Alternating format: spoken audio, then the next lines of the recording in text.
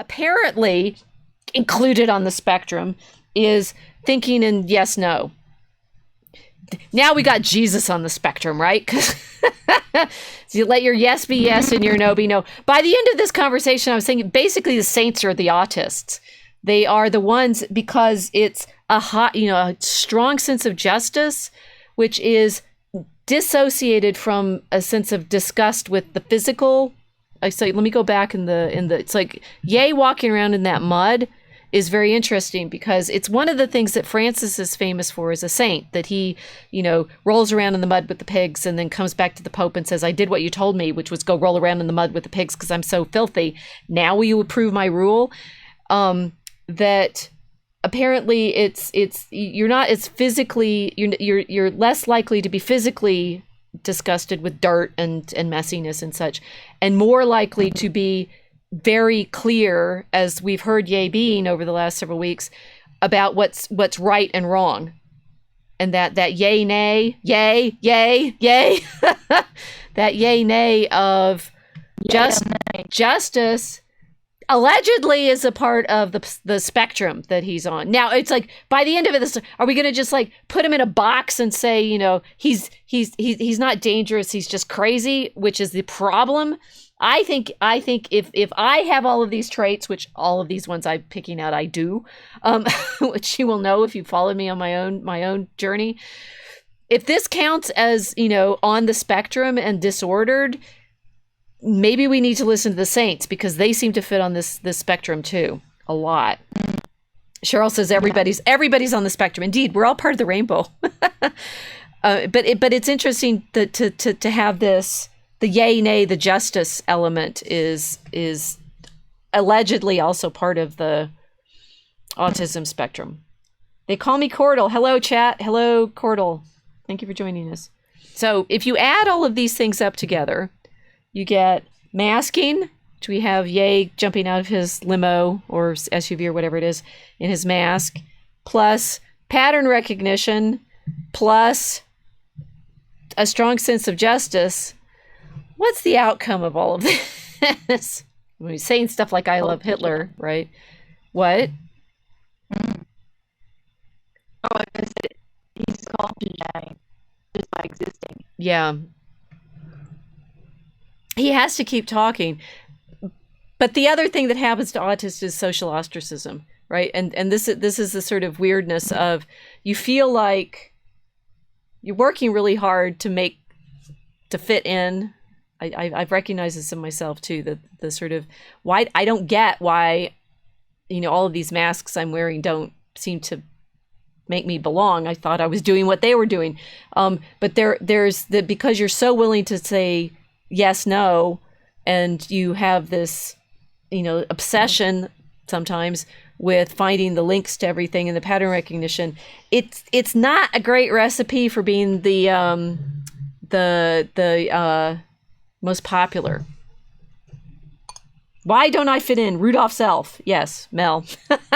Well, but what's funny about this? Okay, so how many script writers are actually also on the on this strong end of the spectrum? How much of our art is created by people who are longing to fit in, can't, keep seeing the patterns, recognize the mask, recognize the difficulty of justice, and end up like Ye saying I love everybody. This is very interesting. I don't know why. Maybe this should be on the spectrum too. Mercy. So I'm showing now that image of Ye and his, Balenciaga boots, which have an interesting ball rhyme in them, right? That he walked in the mud in the ball boots. And he's wearing the American flag like a stole, like a priestly stole in this particular photograph. And that we are being challenged by him in the masks and in this, and also in this priestly image, to recognize, and here I'm showing Christ as king and high priest, and that recognition of ourselves as Christians. What's interesting about this is, like, again, we'll end up in these arguments in the internet world about, Protestants saying we shouldn't be worshiping this, that, or the other because of X, Y, or Z. And they always come back to this. We're meant to be the priests and kings. Okay, good. Do it. Recognize the way you carry the sin in before the people, if that's what you want, right? If we're priests and kings, we are responsible.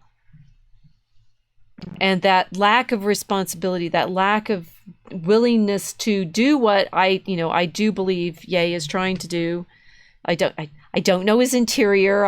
If I am autistic, I'm not good at reading people's social cues, but hey, if he is too, then I get to play this game. That we put on the mask of being the one who carries the offerings before the people. I think Ye seems to be taking that on.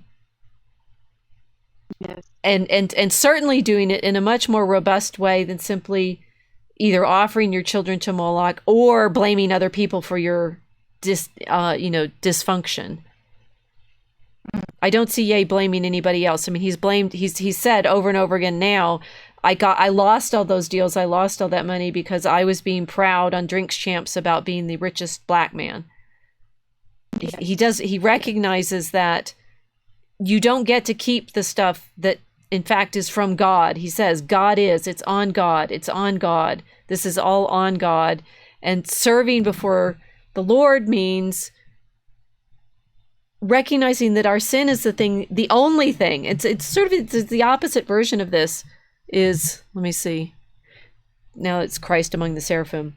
The only thing keeping us from this vision is our sin, right? That Christ promised us now. He has entered into the world. He's become incarnate. We're going to get to, yes, the nativity, surrounded by angels, entering into the world, becoming incarnate so that we can participate in his glory. And the only thing keeping us from the joy of this vision is our own sin. Yeah. Instead, it's like the whatever that marriage act that Biden signed yesterday, saying, "Oh yes, now everybody gets to like love, and it's our right." And this is magical thinking. This is, I made this offering, I get that. Yeah. Well, we're still functioning in a grudge economy, not in a salvation economy. So they can sign it any order they want. It doesn't repair the damage that sin is doing to all the people that are engaged in behaviour. Saying something's okay doesn't actually heal them.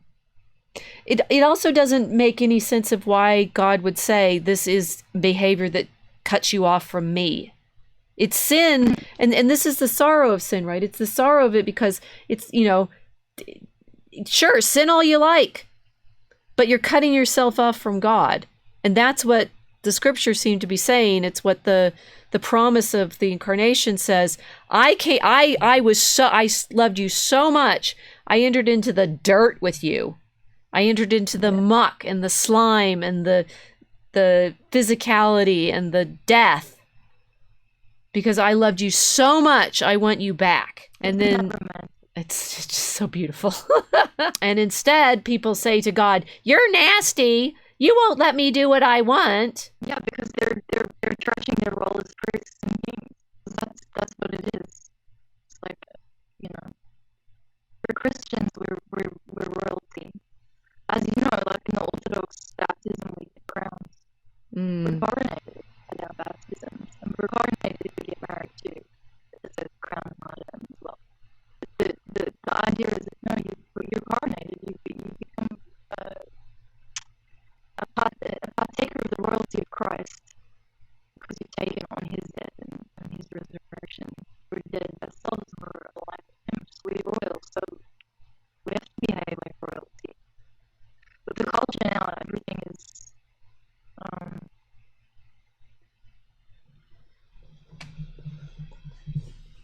anti-aristocracy, but also anti-noble. And that's what they prefer with Ye too, Right. They don't want him running around saying king, king, king, king, king. But what is it? What are we recalling? We recall the nobility, the true nobility of Israel, which is Christ. So he's upsetting everybody's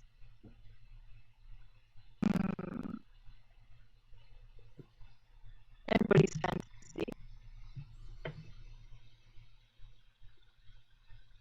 We can exist without a salvation economy.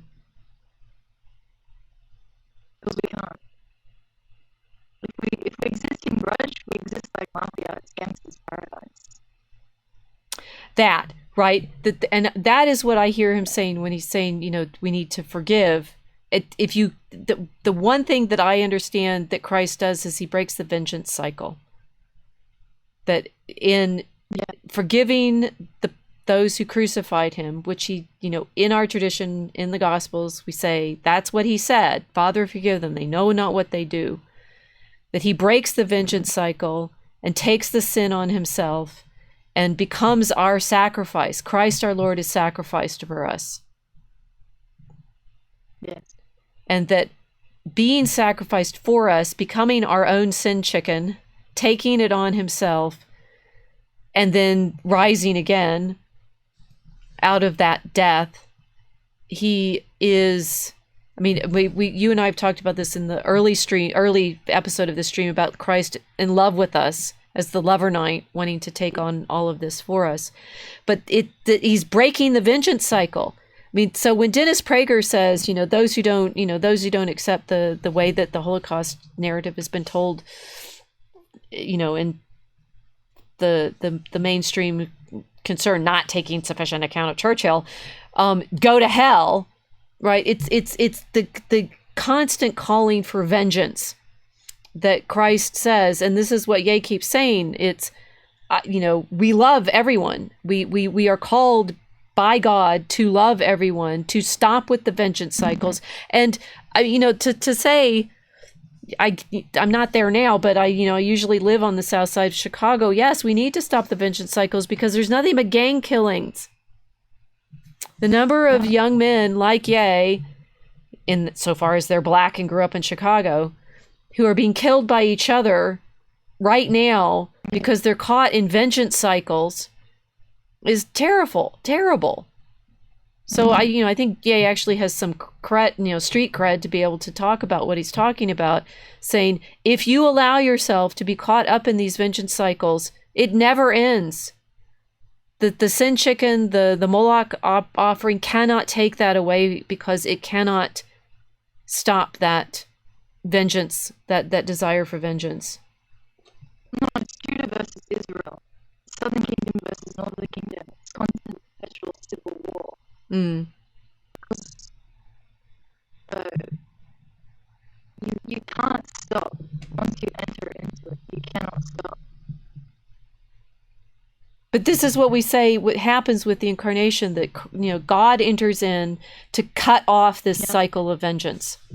And in the Old English tradition, particularly, in something like Beowulf, right? The poem is Grendel comes and eats the warriors out of Hrothgar's mead hall, and then Beowulf has to come kill him, and then because Beowulf has killed Grendel, Grendel's mother shows up to kill some more people, and that horror of it's never going to stop.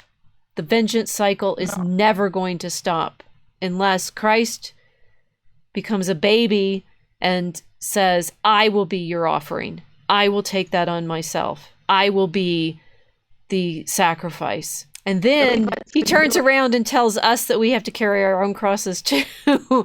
So the image here is Ye carrying a fairly fancy crucifix, but we also have to recognize our complicity in all of that sinfulness, which is why we go to confession, or depending on your tradition, recognize we did it. You don't get to put the sin on something else. It's ours. And I have to carry my own penance because Christ forgave me, but I also have to recognize it as mine, own it, and then rejoice with Christ. So what do we think about being neuroatypical? Last minute. Weirdos rise up. Yeah. Maybe we see patterns others don't. Maybe we recognize the need to put the face of Christ on. The best pattern is the temple pattern. There, we'll stop there. The best pattern is the temple pattern.